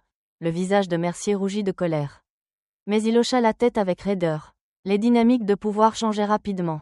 Et il le savait. Amira resta assise, sa posture militaire droite malgré son inconfort. Elle avait été dans des situations bien pires et en était sortie victorieuse. Celle-ci ne serait pas différente. Avez-vous déjà été dans une situation où les gens vous ont sous-estimé pour découvrir trop tard à qui ils avaient affaire ? Commentez ci-dessous, si vous avez déjà dû rester calme face à l'injustice, sachant que votre moment viendrait. Aimez et abonnez-vous si vous croyez qu'il faut rester ferme face à l'intimidation. Ces agents pensaient avoir arrêté une citoyenne ordinaire qu'ils pouvaient intimider en toute impunité. Mais ils n'avaient aucune idée de qui ils avaient réellement affaire. La question était maintenant, comment la colonelle Amira Khelif allait-elle renverser cette situation pour exposer non seulement ses agents individuels, mais tout le système corrompu qu'ils représentaient ? Le moment le plus puissant était encore à venir. Et il allait tout changer. Continuons avec ce qui s'est passé ensuite. Lorsque les plus hautes autorités arrivèrent au commissariat, l'atmosphère du commissariat crépitait de tension alors que les portes d'entrée s'ouvraient en grand. Le commissaire divisionnaire Lemoine entra d'un pas décidé, sa présence imposante attirant immédiatement tous les regards. À 62 ans, Lemoine était un vétéran de 20 ans du département qui avait gravi les échelons sur une plateforme de responsabilité et d'engagement communautaire. Ses traits sombres étaient figés dans des lignes sévères alors qu'il inspectait la scène. Notant les poignets ensanglantés d'Amira et les postures nerveuses des agents qui l'avaient arrêté, Derrière lui suivaient deux autres silhouettes. Le capitaine Olivier Martin en grand uniforme militaire. Sa poitrine décorée de médailles de service. Et une femme en tailleur impeccable qu'Amira reconnut comme étant la commandante Isabelle Dubois. L'enquêtrice principale de l'IGPN. Le commissariat devint silencieux à l'approche du commissaire Lemoine. Le lieutenant Mercier s'avança, tentant de prendre le contrôle du récit. Commissaire, nous avons appréhendé cette femme en lien avec le vol de la rue Jefferson. Elle est devenue conflictuelle et a été trouvée en possession d'une arme à feu non déclarée. Le commissaire Lemoine leva la main, arrêtant Mercier en pleine phrase. Lieutenant, mon bureau a reçu 17 vidéos de civils de cette arrestation au cours des 30 dernières minutes. J'en ai personnellement visionné 9. N'aggravez pas votre situation avec des mensonges. Il se tourna vers Amira. Son expression s'adoucissant légèrement. Colonel Khelif, au nom de ce département, je vous présente mes excuses pour le traitement que vous avez subi aujourd'hui. Le personnel médical est en route. Amira le salua d'un léger signe de tête, mais resta assise. Le moment stratégique qu'elle attendait n'était pas encore arrivé. D'autres agents se rassemblaient dans la zone d'enregistrement, attirés par la présence inhabituelle du commissaire et du militaire en uniforme. Le capitaine Martin s'approcha d'Amira, se tenant à une distance respectueuse. « Colonel, tout va bien ?» demanda-t-il, sa voix portant le poids de leur expérience militaire partagée. « Je vais bien, capitaine », répondit calmement Amira, bien que j'apprécierais que l'on m'enlève ces contentions car elles ont causé des blessures mineures. Le commissaire Lemoine se tourna vers la brigadière Bertrand. Enlevez les menottes immédiatement et documentez ces blessures, alors que Bertrand s'approchait avec la clé des menottes. Le lieutenant Mercier intervint. « Monsieur, avec respect, le protocole du département exige que les détenus restent menottés jusqu'à la fin de la procédure. » L'expression du commissaire se durcit. « Lieutenant, ce n'est pas une détenue. C'est un officier décoré de l'armée de terre qui a été illégalement détenu par des membres de mon département. Les menottes seront enlevées maintenant. » Bertrand déverrouilla soigneusement les menottes, révélant de profondes lacérations rouges là où le métal avait coupé la peau d'Amira. Plusieurs agents grimacèrent visiblement à cette vue. Amira avança lentement ses mains, fléchissant les doigts pour restaurer la circulation. Le mouvement envoya des vagues de douleur dans ses bras, mais son visage resta impassible. Les portes d'entrée s'ouvrirent de nouveau alors que des ambulanciers entraient avec une trousse médicale. Derrière eux venait le lieutenant Valois, portant une mallette en cuir frappée de l'insigne de l'armée de terre. Amira la reconnut comme contenant ses documents et accréditations militaires officielles. Les pièces stratégiques se mettaient en place. Alors que les ambulanciers commençaient à soigner ses poignets, Amira remarqua l'agent Lefebvre tentant de s'éclipser vers une sortie latérale. « Agent Lefebvre » appela-t-elle, sa voix portant l'autorité naturelle qui commandait des unités militaires. « Je crois que vous êtes toujours en possession de mon arme de service et de ma carte d'identité militaire. Ce sont des biens de l'État et doivent être restitués immédiatement. » Lefebvre se figea, pris entre la retraite et l'obéissance. Le commissaire Lemoine se tourna vers lui, l'expression s'assombrissant encore. « Agent, rendez les biens de la colonelle maintenant. » Avec réticence, Lefebvre s'approcha avec le portefeuille d'Amira et la mallette verrouillée contenant son arme de service. Il les posa sur le bureau sans croiser le regard de personne. Le lieutenant Valois ouvrit la mallette et en sortit un dossier d'aspect officiel. « Commissaire Lemoine, voici les accréditations militaires et les autorisations de port d'armes de la colonelle Khelif. Comme vous le verrez, tout est en parfait état. » Le commissaire examina les documents, hochant la tête gravement. « Comme je m'y attendais, lieutenant Mercier. Vous et vos agents avez prétendu que cette arme n'était pas déclarée. Avez-vous vérifié cette affirmation avant l'arrestation ? » Mercier se tortilla. Mal à l'aise, nous comptions procéder à la vérification au commissariat, après avoir exhibé un officier décoré dans les rues menottées. Nota le commissaire Lemoine d'une voix froide, après avoir pris un itinéraire détourné vers le commissariat qui s'écartait de la procédure standard. Après avoir appliqué des contentions avec une force excessive causant des blessures visibles. Le commissariat était devenu complètement silencieux. Chaque agent, chaque membre du personnel administratif regardait la scène se dérouler. Par les fenêtres, Amira pouvait voir que la présence des médias s'était considérablement accrue. Les caméras de télévision étaient pointées vers le bâtiment, capturant ce qu'elle pouvait du drame en cours. L'ambulancier termina de panser les poignets d'Amira et recula respectueusement. Les coupures ne sont pas assez profondes pour nécessiter des points de suture. Mais vous devriez les faire nettoyer et panser à nouveau demain, conseilla-t-elle. Amira la remercia doucement, puis se leva lentement. Le moment qu'elle avait calculé depuis son arrestation était arrivé. Avec une précision délibérée, elle se redressa de toute sa hauteur, redressant les épaules et levant le menton dans une posture instantanément reconnaissable pour quiconque ayant une expérience militaire. Malgré ses vêtements civils et ses poignets bandés, sa prestance la transforma. Tous les yeux dans la pièce étaient fixés sur elle alors qu'elle levait la main droite dans un salut militaire parfait. Maintenant la position avec une fermeté inébranlable. Le geste, venant d'une femme qu'ils avaient vue humiliée et blessée quelques instants auparavant, portait une puissance qui fit taire toute la pièce. Le capitaine Martin et le lieutenant Valois rendirent immédiatement le salut avec une précision militaire. Après un moment mesuré, Amira baissa la main et s'adressa directement au commissaire Lemoine. « Monsieur, je suis la colonelle Amira Khelif, commandante de la 4e division. Je demande formellement que ces agents fassent l'objet d'une enquête pour violation des droits civils. Abus de pouvoir, usage excessif de la force et profilage racial. » Sa voix résonna dans la zone d'enregistrement désormais silencieuse. La transformation était complète. Elle n'était plus la femme civile traitée par le système. Elle se tenait devant eux comme ce qu'elle était vraiment. Un officier militaire de haut rang habitué au commandement et au respect. À travers les fenêtres, plusieurs vétérans dans la foule à l'extérieur reconnurent ce qui se passait et se mirent au garde à vous. Certains offrant leur propre salut. Une journaliste locale, elle-même ancienne sergente de l'armée, chuchota de toute urgence dans son microphone, expliquant la signification du moment à ses téléspectateurs. Le commissaire Lemoine hocha la tête solennellement. Votre demande est notée et sera honorée. Colonel, ces agents sont suspendus avec effet immédiat en attendant une enquête complète. Il se tourna vers l'enquêtrice de l'IGPN. Madame la commandante, veuillez commencer à traiter les documents nécessaires. L'enquêtrice s'avança. Colonel Khelif, nous montons un dossier contre ces agents depuis plusieurs mois. Votre expérience d'aujourd'hui fournit des preuves cruciales d'un schéma récurrent d'inconduite. Seriez-vous prête à faire une déclaration officielle? Amira hocha la tête. Bien sûr. Je m'en doutais lorsque j'ai reconnu le lieutenant Mercier grâce au reportage sur votre enquête.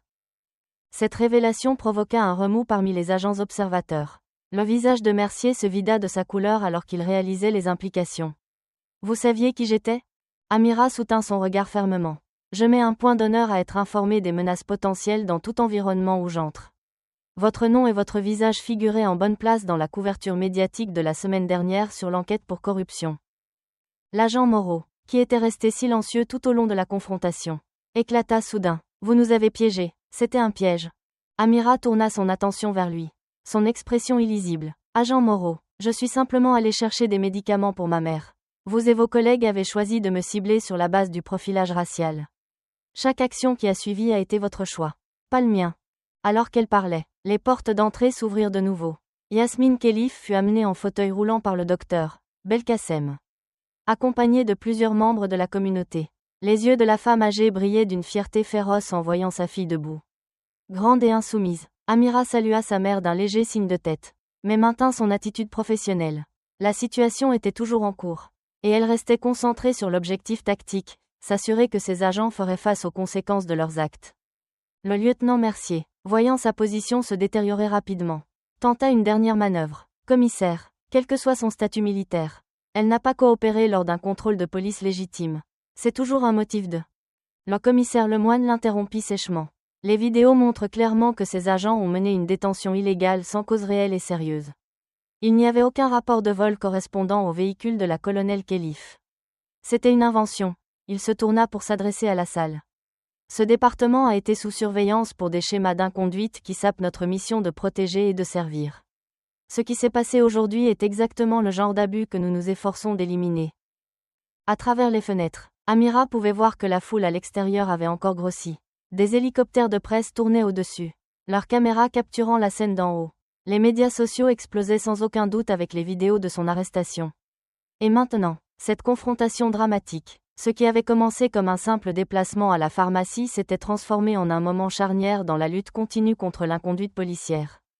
Amira se tenait au centre de tout cela, sa prestance militaire intacte malgré l'épreuve. Elle avait affronté le feu ennemi dans des zones de combat avec la même détermination calme qu'elle apportait maintenant à cette confrontation. Les agents qui avaient pensé l'intimider étaient maintenant ceux qui faisaient face à un examen minutieux et à des conséquences. Alors que le commissaire Lemoine continuait de s'adresser au département, l'esprit d'Amira était déjà en train d'avancer, calculant comment cet incident pourrait être exploité pour un changement significatif. Ces agents n'étaient que les symptômes d'un problème systémique plus profond. Une véritable transformation nécessiterait plus qu'une responsabilité individuelle. Elle exigerait une réforme structurelle. Et dans ce moment inattendu, on lui avait donné une plateforme depuis laquelle plaider exactement pour cela. Le commissariat de police s'était transformé en quelque chose ressemblant à un centre de commandement. avec le commissaire Lemoine donnant des instructions rapides à divers agents tandis que l'enquêtrice de l'IGPN, Isabelle Dubois, documentait méthodiquement tout. Amira se tenait près du bureau d'enregistrement. Désormais le point central d'une attention bien différente de celle que les agents avaient prévue en l'amenant. Colonel Khelif, dit le commissaire Lemoine en s'approchant avec une attitude formelle. J'ai ordonné la restitution immédiate de tous vos effets personnels. Aucune charge ne sera retenue et je tiens à m'excuser officiellement au nom de la police nationale pour le traitement que vous avez reçu aujourd'hui. Amira accueillit ces paroles d'un signe de tête professionnel. J'apprécie cela, commissaire. Cependant, je ne peux accepter ma libération tant que la documentation appropriée de cette détention illégale n'est pas terminée. Sa voix résonna dans la zone d'enregistrement désormais bondée. Je veux des registres officiels de chaque agent impliqué, de chaque violation de procédure et de chaque blessure subie lors de cet incident. Une vague de murmures se propagea parmi les agents assemblés. Ce n'était pas la réponse qu'ils attendaient de quelqu'un à qui l'on offrait une libération immédiate. La plupart des civils auraient accepté avec gratitude la liberté et fui le commissariat. Amira Khelif prolongeait délibérément son temps en garde à vue pour assurer une documentation complète. Le commissaire Lemoine l'étudia avec un respect nouveau. Bien sûr, colonel, nous préparerons les documents nécessaires immédiatement. Le lieutenant Mercier, toujours présent mais maintenant à l'écart de ses collègues, observait avec une hostilité à peine voilée. Sa carrière s'effondrait sous ses yeux. Et il le savait. À l'extérieur, la foule avait continué de grossir. À travers les portes vitrées, Amira pouvait voir des journalistes faire des directs. Leurs caméras étaient pointées vers l'entrée du commissariat. L'histoire se propageait rapidement, reprise par les chaînes nationales comme un cas emblématique d'inconduite policière et de profilage racial. Le capitaine Martin s'approcha, se tenant au garde à vous à côté d'Amira. Colonel, votre général commandant a été informé de la situation. Il vous envoie son plein soutien et a dépêché des officiers du corps juridique pour vous assister si nécessaire. Amira acquiesça d'un léger signe de tête. Merci, capitaine. Veuillez informer le général que j'ai l'intention d'utiliser cet incident pour aborder des problèmes systémiques plus larges.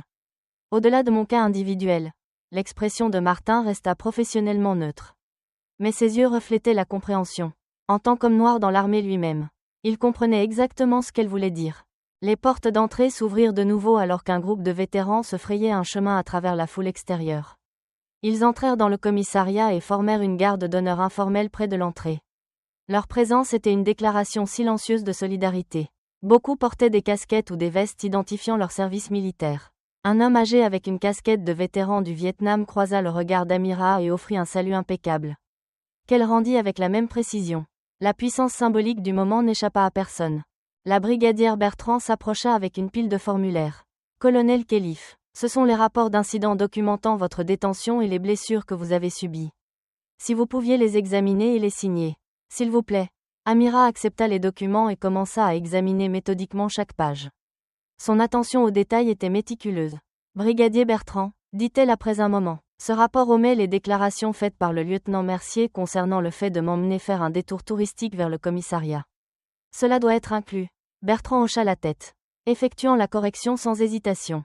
Les agents à proximité échangèrent des regards mal à l'aise, réalisant qu'Amira avait tout documenté depuis le moment de son arrestation. Le téléphone du commissaire Lemoine sonna et il s'écarta pour répondre. Son expression devint de plus en plus sérieuse alors qu'il écoutait. Quand il revint, il s'adressa directement au lieutenant Mercier. Le maire convoque une réunion d'urgence du comité de surveillance de la police. Votre présence est requise, ainsi que la mienne. Il se tourna vers Amira. Colonel Khelif, le comité a également demandé votre témoignage.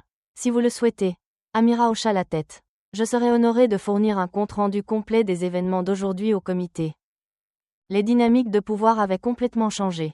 Les agents qui s'attendaient à traiter Amira comme une civile impuissante se retrouvaient maintenant face à un examen minutieux des plus hauts niveaux du gouvernement de la ville. Par les fenêtres, Amira pouvait voir sa mère parler aux journalistes. Le docteur, Belkacem à ses côtés. Le visage de Yasmine Khelif montrait la fierté féroce d'une femme qui avait élevé sa fille pour qu'elle se dresse contre l'injustice. Sur la télévision montée dans le coin de la zone d'enregistrement, des images de l'arrestation d'Amira passaient déjà sur une chaîne d'information locale. Le bandeau en dessous indiquait « Une colonelle décorée de l'armée de terre victime de profilage racial et détenue illégalement ». L'écran se divisa pour montrer le portrait militaire officiel d'Amira aux côtés d'images de ses décorations de combat. Son dossier de service défilait en bas, Légion d'honneur, Croix de la valeur militaire, plusieurs déploiements au combat, spécialiste de la contre-insurrection. Le lieutenant Mercier regarda la diffusion, le visage livide. alors qu'il réalisait toute l'ampleur de son erreur de calcul. Ses agents avaient ciblé quelqu'un qu'ils percevaient comme une autre civile d'origine maghrébine qu'ils pouvaient intimider en toute impunité. Au lieu de cela, ils avaient détenu un commandant militaire hautement décoré avec une connaissance approfondie des protocoles de détention appropriés et l'autorité pour exiger des comptes. Un agent en uniforme s'approcha d'Amira avec hésitation. « Colonel Khelif, il y a quelqu'un ici qui aimerait vous parler. » Il désigna un jeune adolescent noir debout près de l'entrée. Amira le reconnut immédiatement comme étant Bilal, le jeune homme qu'elle avait défendu à la pharmacie. Elle lui fit signe d'approcher. Bilal s'avança, nerveusement, conscient des nombreux yeux braqués sur lui. « Madame, je voulais juste vous dire merci de m'avoir défendu au magasin. Et pour ce que vous faites maintenant. » Il jeta un coup d'œil aux agents. Personne ne leur avait jamais demandé de compte avant. Amira sourit doucement. Parfois, il suffit d'une seule personne qui refuse d'accepter l'injustice. Bilal, souviens-toi de ça. Le jeune homme hocha la tête. Une nouvelle confiance dans sa posture. Alors qu'il rejoignait sa mère qui attendait à proximité. L'enquêtrice de l'IGPN, Isabelle Dubois, s'approcha avec une expression sérieuse. « Colonel Khelif, je voudrais vous informer que nous montons un dossier contre ces agents depuis des mois. Plusieurs plaintes pour profilage racial, usage excessif de la force et rapports falsifiés ont été déposés. Mais nous avons eu du mal à faire témoigner les victimes ou à fournir des preuves suffisantes. » Elle baissa légèrement la voix. « Votre cas, avec ses multiples vidéos et votre documentation détaillée, pourrait être exactement ce dont nous avions besoin pour faire éclater cette affaire. » Amira hocha la tête, comprenant. « Je m'en doutais lorsque j'ai reconnu le lieutenant Mercier dans les reportages. Sa réputation le précède. » Les sourcils d'Isabelle Dubois se haussèrent légèrement. « Vous saviez qui étaient ces agents avant votre arrestation ? Je mets un point d'honneur à comprendre les menaces potentielles dans n'importe quel environnement. » Répondit simplement Amira. « Quand je suis revenue à Lyon pour m'occuper de ma mère, j'ai fait des recherches sur les schémas de criminalité et les rapports d'inconduite policière dans notre quartier.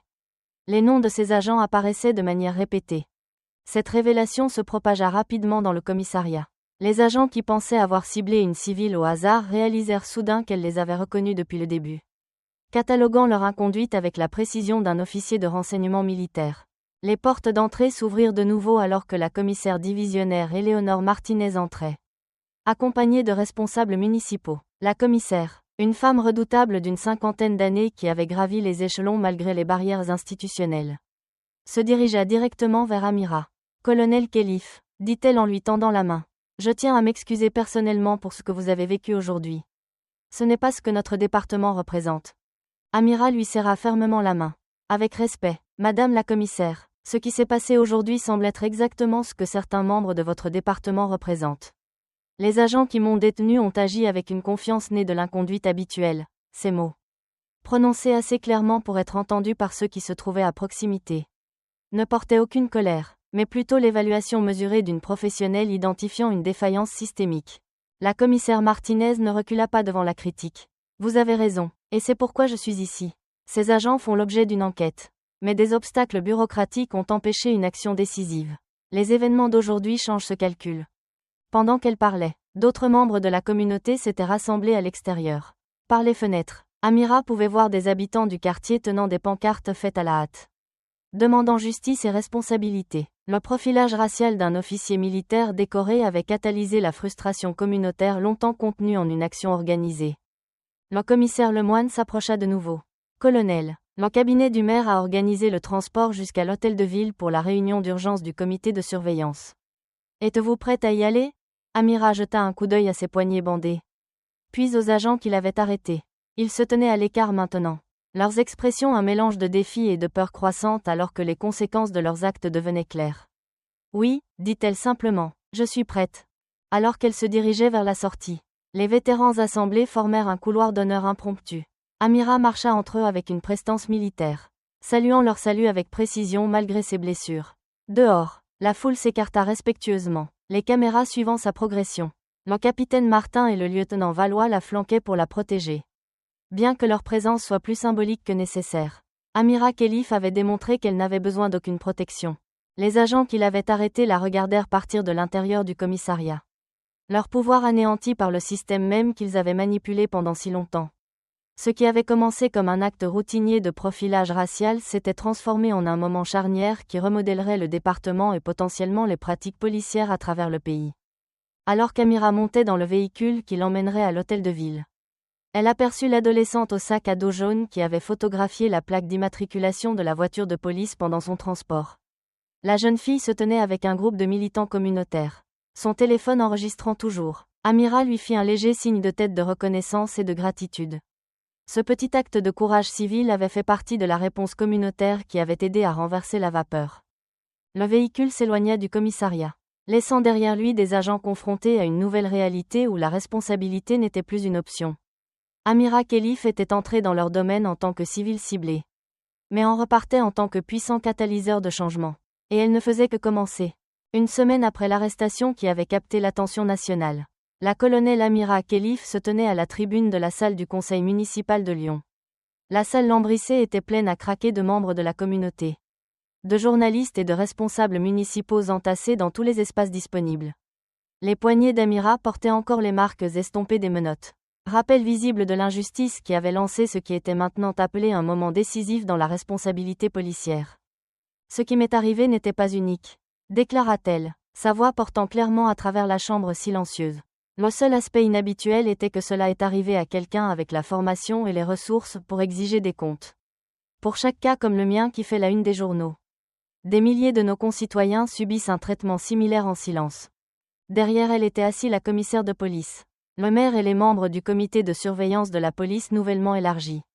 Les accusations formelles contre les agents Lefebvre et Moreau, le sergent Dubois et le lieutenant Mercier avaient été déposées 3 jours plus tôt. Violation des droits civils, rédaction de faux rapports, usage excessif de la force et complot en vue d'entraver la justice. Les preuves contre eux étaient accablantes. 17 vidéos de civils de l'arrestation d'Amira avaient été soumises aux autorités. Les enregistrements des caméras piétons que les agents prétendaient défectueux avaient mystérieusement refait surface une fois que l'IGPN était intervenu. Le plus accablant de tous étaient les enregistrements de la voiture de patrouille qui avait capturé les menaces explicites et les aveux des agents pendant le transport d'Amira au commissariat. Ce qui avait commencé comme un simple cas de profilage racial avait fait éclater une enquête beaucoup plus large. Dans les jours qui ont suivi son arrestation, des dizaines de victimes précédentes des mêmes agents s'étaient manifestées avec des histoires similaires. Encouragés par l'exemple d'Amira, les dossiers ont révélé un schéma systématique de ciblage des résidents d'origine maghrébine. En particulier ceux qui semblaient réussir professionnellement. Ce moment présente une opportunité de changement structurel, continua Amira en s'adressant au conseil municipal.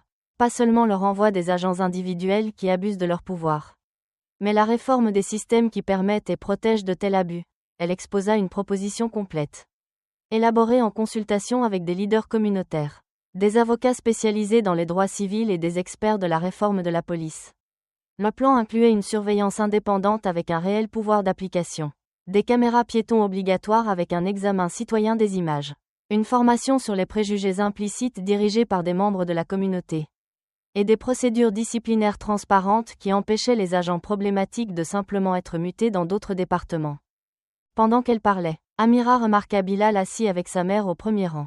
L'adolescent qui avait été harcelé à la pharmacie portait maintenant une chemise impeccable et une cravate.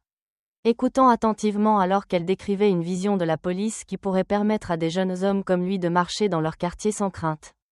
Dans les semaines qui ont suivi son arrestation, Amira avait décliné d'innombrables apparitions médiatiques et offres de livres.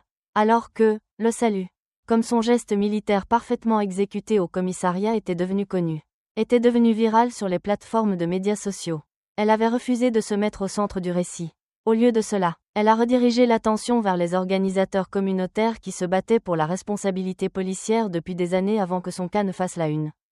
La réunion s'est conclue par l'adoption unanime de la loi Khelif Belkacem sur la responsabilité policière, nommée conjointement pour Amira et le docteur Karim Belkacem, qui avait documenté son arrestation et mobilisé la réponse communautaire. Alors qu'Amira rassemblait ses notes du podium, la commissaire Martinez s'approcha. Colonel Khelif, je tiens à vous remercier encore pour votre approche de cette situation. Vous auriez pu utiliser votre plateforme pour condamner tout notre département. Mais au lieu de cela, vous avez aidé à créer un cadre pour une réforme significative. Amira hocha la tête en signe de reconnaissance. Le but n'est pas la punition, Madame la commissaire, c'est la transformation. La plupart des agents veulent servir honorablement leur communauté. Le problème est une culture qui protège ceux qui ne le font pas. À l'extérieur de l'hôtel de ville, Amira trouva sa mère qui l'attendait dans son fauteuil roulant, accompagnée de Sarah Haddad. Les yeux de Yasmine Khelif brillaient d'une fierté féroce alors que sa fille sortait. Tu as bien fait, ma chérie, dit-elle simplement en prenant la main d'Amira. Ton père serait fier. Amira serra doucement la main de sa mère. Je retourne à la base demain. Maman, mais j'ai pris des dispositions pour qu'une aide à domicile reste avec toi jusqu'à ce que je puisse revenir. Yasmine hocha la tête. Va faire ce que tu as à faire. Je ne vais nulle part. Le docteur Belkacem s'approcha, accompagné de plusieurs anciens du quartier. La communauté a organisé un réseau de soutien pour ta mère. Amira, nous veillerons à ce qu'elle ait tout ce dont elle a besoin. Amira les remercia avec une gratitude sincère. La réponse du quartier aux besoins de sa mère reflétait la même solidarité qu'ils avaient montrée au lendemain de son arrestation. Alors que le soleil se couchait sur Lyon, Amira ramena sa mère à la maison, empruntant le même itinéraire où les agents l'avaient suivie juste une semaine plus tôt. Les rues semblaient différentes maintenant. Les voisins la saluaient au passage. Des enfants jouant au basket interrompirent leur partie pour offrir des saluts impromptus. Qu'Amira leur rendit avec un sourire. À un feu rouge, elle remarqua une nouvelle fresque peinte sur un mur auparavant vierge, une paire de mains. Mat et digne, s'élevant dans un salut militaire parfait. En dessous, des mots simples. Tenez bon. Cherchez la justice. Le lendemain matin, Amira se prépara à retourner à ses fonctions militaires. Elle revêtit son grand uniforme. Chaque médaille et un signe parfaitement placés selon le règlement. Son nouveau commandement l'attendait, mais l'expérience à Lyon avait cristallisé une mission qui serait parallèle à son service militaire. En descendant les escaliers, elle trouva le salon de sa mère rempli de membres de la communauté venus lui dire au revoir. Parmi eux se trouvaient le capitaine Martin et le lieutenant Valois, qui l'accompagneraient jusqu'à la base.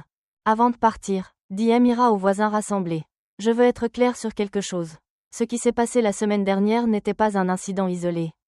Et le travail ne s'est pas terminé avec ces 4 agents. Un vrai changement exige un engagement soutenu de notre part à tous. Elle exposa son plan pour créer un programme reliant les vétérans militaires à des initiatives de surveillance communautaire. Tirant parti de leur compréhension des protocoles appropriés et de la chaîne de commandement pour tenir les services de police responsables. Le programme se concentrerait particulièrement sur les communautés de couleur où le besoin de surveillance était le plus aigu. Alors qu'Amira se préparait à partir, un groupe d'enfants du quartier bordait le trottoir. Lorsqu'elle sortit dans son grand uniforme, ils se mirent au garde à vous, offrant des saluts avec la dignité solennelle de ceux qui comprenaient soudainement le pouvoir du geste. Amira leur rendit leur salut, honorant formellement leur participation à ce moment de solidarité communautaire. Dans les semaines et les mois qui suivirent, Amira partagea son temps entre ses fonctions militaires et son rôle émerge de défenseur de la réforme de la police. Le programme qu'elle a créé, Vétérans pour la surveillance communautaire, s'est rapidement étendu à des villes à travers le pays. D'anciens militaires formés au protocole de détention approprié et à la chaîne de commandement se sont portés volontaires pour observer les opérations de police et documenter les inconduites. Les agents qui avaient arrêté Amira firent face non seulement à des accusations criminelles mais aussi à des poursuites civiles de la part de dizaines de victimes précédentes qui avaient trouvé le courage de se manifester. Leur cas est devenu une référence dans l'établissement de la responsabilité personnelle des agents qui violaient les droits des citoyens. Le lieutenant Mercier, confronté aux accusations les plus graves en raison de son rôle de supervision, a finalement accepté de témoigner contre des responsables de plus haut rang qui avaient protégé les agents corrompus. Son témoignage a exposé un réseau d'inconduite qui atteignait les plus hauts niveaux du département. 6 mois après son arrestation, Amira fut invitée à s'adresser à une nouvelle promotion d'élèves officiers de police à l'académie. Alors qu'elle se tenait devant le groupe diversifié de jeunes hommes et femmes se préparant à entrer dans les forces de l'ordre, elle partagea non seulement l'histoire de son arrestation, mais aussi sa vision de ce que la police pourrait devenir. L'uniforme que vous porterez confère un pouvoir, leur dit-elle. La manière dont vous utiliserez ce pouvoir définira non seulement votre carrière, mais aussi la relation entre la police et les communautés qu'elle sert. La vraie force ne se trouve pas dans l'intimidation ou la force, mais dans la justice appliquée équitablement à tous les citoyens, sans distinction de race, de statut ou de circonstances. Alors que les cadets se levaient pour applaudir ces paroles, Amira remarqua le docteur Belkacem debout au fond de la salle. Après la présentation, il s'approcha avec une révélation qui jeta un nouvel éclairage sur les événements qui s'étaient produits. Je dois te dire quelque chose, dit-il tranquillement. Ce jour-là à la pharmacie n'était pas entièrement une coïncidence. Les sourcils d'Amira se haussèrent légèrement. Que veux-tu dire ? L'IGPN montait son dossier contre ses agents depuis des mois. Il connaissait ton parcours militaire et ton retour dans le quartier. Quand j'ai mentionné que tu pourrais venir chercher l'ordonnance de ta mère, il laissa l'implication en suspens. Amira étudia son vieil ami avec une nouvelle compréhension. Tu travaillais avec les enquêteurs. Le docteur Belkacem hocha la tête. La communauté avait déposé des dizaines de plaintes contre ses agents. Rien ne tenait. Nous avions besoin de quelqu'un à qui ils ne s'attendaient pas. Quelqu'un qui pourrait leur tenir tête avec une autorité qu'ils ne pourraient pas ignorer. Amira traita cette information, se rappelant la rapidité avec laquelle la communauté s'était mobilisée après son arrestation. À quel point il semblait préparé pour la confrontation. Donc, ma rencontre fortuite avec ces agents n'était peut-être pas entièrement fortuite. C'est vrai, admit Belkacem, bien que nous n'ayons jamais anticipé qu'ils iraient aussi loin. L'usage excessif de la force. L'itinéraire de transport illégal. Ils se sont exposés bien plus complètement que quiconque ne l'attendait. Plutôt que de se sentir manipulés, Amira ressentit une profonde appréciation pour la pensée stratégique qui avait présidé à la réponse de la communauté à l'injustice systémique. Cela reflétait la même approche tactique qu'elle avait employée dans les opérations militaires. Les meilleures opérations sont celles où chacun joue son rôle sans avoir besoin de connaître toute la stratégie. Dit-elle avec un petit sourire. Bien joué, docteur Belkacem. Alors qu'elle retournait à ses fonctions militaires à plein temps, Amira emportait avec elle les leçons de cette confrontation à Lyon. L'expérience avait révélé que les compétences de leadership affinées dans les zones de combat étaient tout aussi précieuses dans la lutte continue pour la justice chez elle. La lutte contre le racisme systémique exigeait la même pensée stratégique, la même exécution disciplinée et le même courage moral qui avait défini sa carrière militaire. Un an jour pour jour après son arrestation, Amira se tenait sur le lieu où cela s'était produit. La pharmacie Belkacem avait été agrandie pour inclure un centre communautaire axé sur l'éducation civique et la formation au plaidoyer. Là où elle avait été menottée et humiliée se dressait maintenant un monument à la transformation. Non seulement d'un bâtiment, mais de la relation d'une communauté avec ceux qui avaient juré de la protéger. Que pensez-vous qu'il se serait passé si la colonelle Khelif n'avait pas tenu bon ce jour-là? Laissez un commentaire ci-dessous en partageant vos réflexions sur la façon dont le courage d'une personne peut créer des vagues de changement dans tout un système. Si cette histoire de lutte contre l'injustice vous a inspiré, veuillez cliquer sur le bouton « J'aime » et vous abonner à notre chaîne pour plus d'histoires puissantes de résilience et de transformation. Partagez cette vidéo avec quelqu'un qui a besoin d'un rappel que même dans les moments les plus sombres, se tenir droit avec dignité peut changer non seulement vos propres circonstances, mais aussi le monde qui vous entoure. Merci d'avoir suivi cet incroyable voyage d'une colonelle décorée qui a transformé un moment d'injustice en un mouvement pour un changement durable. La rencontre de la colonelle Amira Khelif avec des policiers corrompus nous enseigne de puissantes leçons sur la dignité, la stratégie et le changement systémique. Face à la discrimination raciale, Amira s'est appuyée sur sa formation militaire non seulement pour la discipline, mais aussi pour l'évaluation tactique. Elle a immédiatement reconnu que documenter chaque violation était plus précieux que des réactions émotionnelles. Sa patience stratégique a transformé une arrestation injuste en un catalyseur de réforme. L'histoire démontre comment les systèmes d'oppression s'effondrent souvent lorsqu'ils sont confrontés à quelqu'un qui refuse d'être intimidé et connaît ses droits. Le salut militaire parfait d'Amira est devenu un symbole de résistance précisément parce qu'il incarnait à la fois le respect de l'autorité légitime et le défi de son abus. Peut-être plus importante encore, Amira a compris que le vrai changement nécessite une communauté. Alors que son courage individuel a déclenché le mouvement, c'est la mobilisation rapide du quartier, les clients de la pharmacie avec leurs téléphones enregistreurs et les vétérans qui se sont tenus solidaires qui ont créé un impact durable. Elle a délibérément détourné l'attention d'elle-même pour amplifier les voix qui luttaient pour la justice bien avant que son cas ne fasse la une. La transformation dont nous sommes témoins ne consiste pas seulement à punir les agents corrompus, mais à reconstruire des systèmes avec la responsabilité en leur cœur. La plus grande victoire d'Amira n'a pas été d'embarrasser ceux qui lui ont fait du tort. C'était de créer des voies pour que d'autres puissent chercher la justice face à une discrimination similaire, assurant que son triomphe individuel devienne collectif. Quel moment de cette histoire a résonné le plus profondément en vous? Était-ce le calme de la colonelle Khelif face à l'injustice, la communauté se rassemblant, ou le salut militaire parfait qui est devenu un tournant? Partagez vos pensées dans les commentaires ci-dessous. Avez-vous déjà été témoin ou victime de profilage racial? Votre histoire compte et pourrait aider d'autres à se sentir moins seuls dans leur lutte. Si vous croyez qu'il faut se dresser contre la discrimination et lutter pour la responsabilité, veuillez cliquer sur le bouton « J'aime » et vous abonner à notre chaîne. Nous partageons chaque semaine des histoires puissantes de résilience et de justice. En vous abonnant, vous rejoindrez une communauté engagée à mettre en lumière ces récits importants. Ne gardez pas cette histoire pour vous. Partagez-la avec quelqu'un qui a besoin d'être encouragé par le fait que la dignité et la pensée stratégique d'une seule personne peuvent créer un changement significatif. Parfois, la résistance la plus puissante consiste simplement à refuser d'être diminué. Merci d'avoir regardé. Puissions-nous tous trouver le courage de la colonelle Khelif lorsque nous confrontons l'injustice dans nos propres vies. Et souvenez-vous que la transformation commence lorsque nous nous tenons droit dans notre vérité. Quelles que soient les difficultés des circonstances.